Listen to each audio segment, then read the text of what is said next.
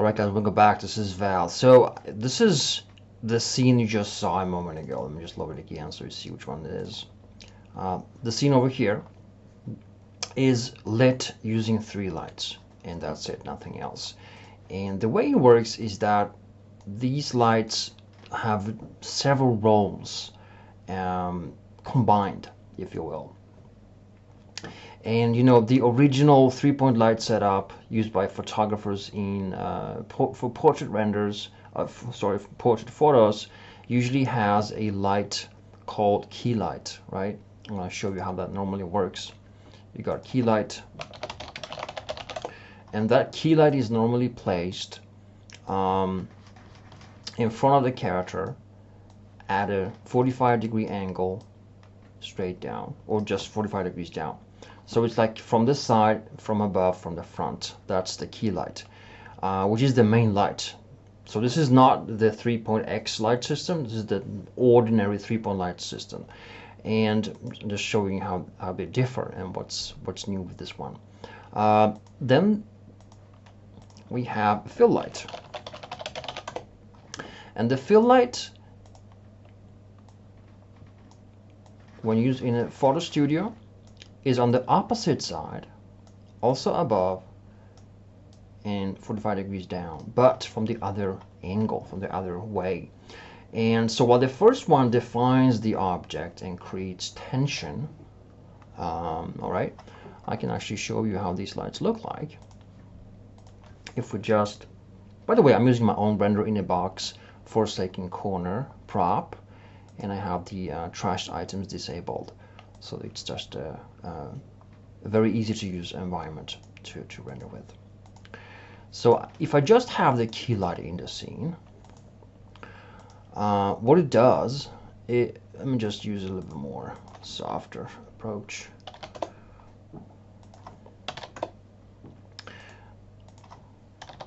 So the key light's job is to provide main lighting onto your scene, right? And let me just slow it down a bit. And why it looks great, it illuminates the character and so forth. Often, just lower it slightly. What it does, it creates tension in the render. It illuminates portions of it while leaving the rest dark. The problem with larger sets, as you can see, while it looks kind of okay on the face, the body is kind of left in the dark, and that's the problem with the key light, the main kind of ordinary 3-point light system. It's not designed for full body photography or renders, and it might generate issues like black areas or stuff that don't catch lighting, and you might want to tweak the light and eventually break away from its original position just to make it work for your scene. Now, while this light generates some kind of good lighting on the subject, it leaves some of the stuff dark, and that's where the key light normally comes into play. And the key light, the filler, is a much softer light, so it's larger in size, and it has softer illumination, right? It doesn't project as intense lighting. It just fills in the blanks a little bit. And again, it looks great for portrait, but full body, it leaves a little bit too, it's not really designed to be used that way. And you will get some issues with this. You will get really good portrait renders using this. I mean, it's designed that way, right? Every photographer uses it. But when it comes to larger scenes, more complex scenes, like the one you saw here with the car, I'm just showing the car here. When you're using more complex scenes, that doesn't really work. It doesn't really work. So you got to use something else, and that's why I developed the 3-point X light system. So these 2 lights create main tension, and then the one fills in the blanks, and it shouldn't be as intense as the other one. Alright, so then you have backlight. The original 3-point light setup has a backlight. So that means you have a light which you place behind backlight. And that one you place simply behind your model. Let me just use a hidden line. And that one usually comes from the weaker side, which means the same side as the filler, and then also 45 degrees down. Man, there we go. Let me just see if I'm using both cards. Okay, good. So that would be that one, and this one is a little bit more sharp, so we can use maybe a little bit smaller size. 1010 is fine, and then use a little bit more lumen on it to get more intensity. And this one then fills in the blanks from behind and also separates the object from any background. But I mean, it's good lighting, right? It's not horrible, but the thing is, it doesn't really punch the target as the new 3-point Light X system does. This just, you know, glows in a different manner. It's just a whole different render. And besides, it's kind of tricky if you have these lights, the key light, you know, then the filler, then the backlight, and still you got the background to light, and you got some additional lights, and it just, you know, becomes so many lights to keep in mind. So what I've done, I've replaced the key and filler with just one light, and I call it the front filler. What it does, it's placed straight in front of your character, providing even lighting from the front. Okay, it's still from above, but not at an angle. It's just straight ahead. What it also does is that, because if I just look at it from the side, all right, from the side, you can see the front filler hits the target, and then it's a long way to the far end of the scene. It's a long way, and that is something you want to have in mind. You want to have a straight wall or a kind of portion of your environment that's facing that light at an angle. So don't have a, you know, like an infinite opening. Have a wall or some kind of object or structures that are kind of blocking, so they become the background, but at a distance, because we want to have it at a distance so that this frontal filler doesn't engage with the background. As you see, the background here is very, very dark. It's barely visible. So the front filler is placed straight in front, down 45 degrees towards the target, leaving the background slightly darker. That's all it does. Now, if you take a look from the top view, you can see that here it placed straight in front of the target. Now the backlight is an opposite light towards this one. It's placed on the other side of the character, straight behind, flooding it with light from behind. If I just engage it, you can see it's placed here. It's right on the opposite side, just straight down again. So if I take a look from the left side, you can see that it's placed here, right? So I place it way up here and then focus it straight down on the target. This light is also focused, and you focus it by using spread angle. That is more narrow than its original 45-degree setting, right? This one is at 20, almost 21 spread angle. So it kind of narrows it down and focuses just on the target, nothing else. And we do this to avoid spilling damage. We don't want this light to hit anything else besides our character from behind. And again, the front filler looks like this, right? It doesn't engage so much with the background. It's angled 45 degrees down to avoid illuminating the background. Also, lights in Iray fade away with distance. So naturally, if you have a little bit distance between your character and the background, the frontal filler will not hit and engage the background.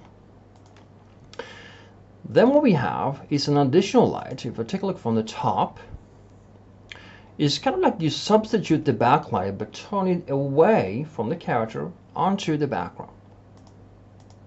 Okay? In this case, it's slightly at an angle, because I wanted it to, if I take a look through it,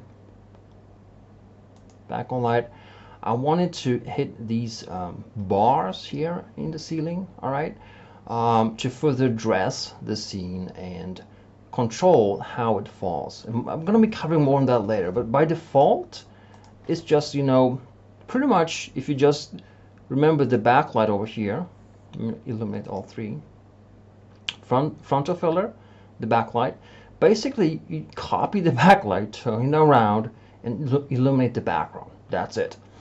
I'm going to be covering more in detail how to set these lights up, some kind of rules and all that, but this is it. This is all you do. These three lights co-working together.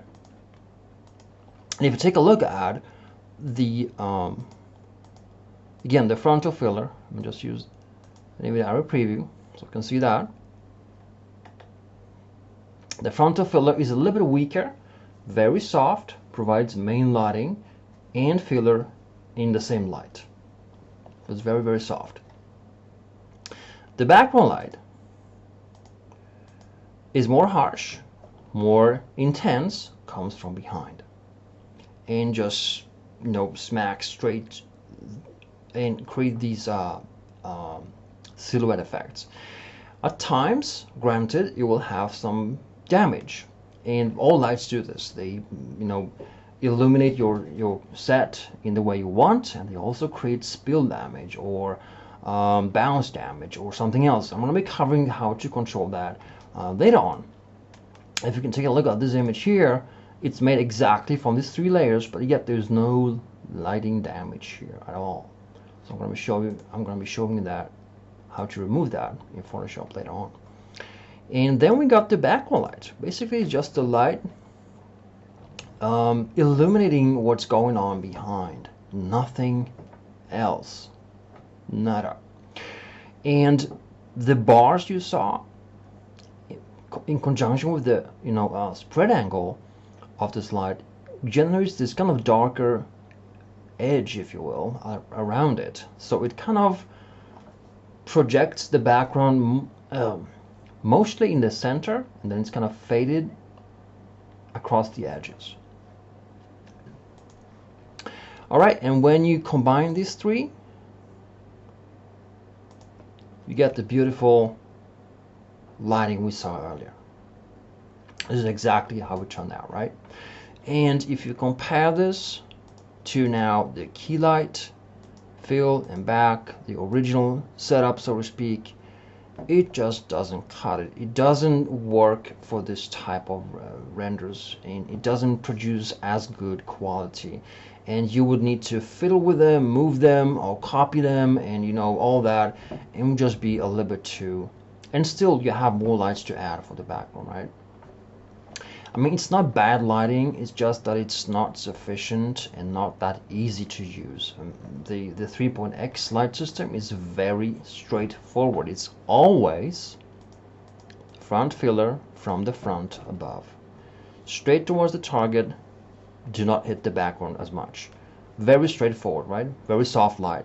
The background, the backlight is opposite of the front filler, opposite side. If you take a look, remember what I mentioned here from the top view, the frontal filler here, exactly opposite.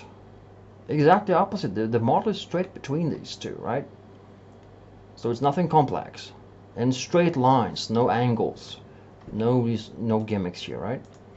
And then you just light the background. You just simply take the backlight, turn it towards the background, duplicate it, and you have that in place as well. Alright guys, so that was a kind of quick overview of how versatile this is. You see live how effective it is, how easy it is to use. And now I'm gonna be creating a scene from scratch using exactly this light system. So I'm gonna be loading a different set, different characters and all that, and really create this from scratch and talk you through every single thing I do and why I do it. And by the end of that video, you're gonna just know exactly how this works. And then I'm gonna move one step further. I'm gonna show you how to render this in layers and use Photoshop to further enhance and create, you know, control pretty much everything that's going on in the scene. So you can just generate these incredible effects. I'm going to also be showing you how to create a fog effect behind your object to further, play with the background. So guys, that is pretty much the 3.x system. 3 lights, that's it, and obviously some post work on top if you want, so it's an extension of that. But you don't need post work. You can create awesome renders inside Dash Studio. I mean, you can turn on filtering here, turn off bloom, turn on bloom, use here 12,000, use a pretty nice radius, create some glow for your render. All right, and just see where I can just find a good angle here. I just want to show you that you can pretty much do this inside here as well. Have a nice blue tint on it. Even punch it a little bit harder on you can have vignetting on, tone the edges even more, and some more intensity.